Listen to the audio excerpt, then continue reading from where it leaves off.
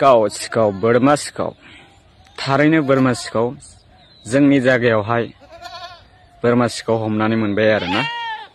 थ' लोगोफोर आं सानाखैमोन दे बोरमा सिखावा बर' मानसि जागोन होननानै। एसेबां राफोद सेंग्रा मानसि बिसोरो आथिं आखाइ दङ मावना जानो थाखाय।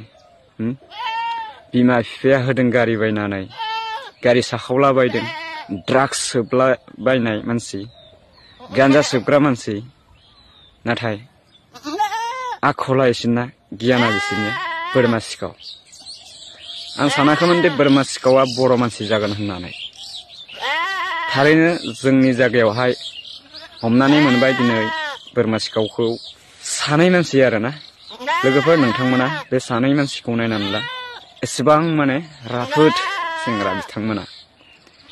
मावना जानो थाखाय आथिं आखाइ दङ बिथांमोना, नाथाय मावना जानो गारनानै हरावहाय हरनि 3टा 4टासो बाजियावहाय, हरनि 3टा एबा 2टासो बाजियावनो बिसोर बेरायबाय थायो हरनि।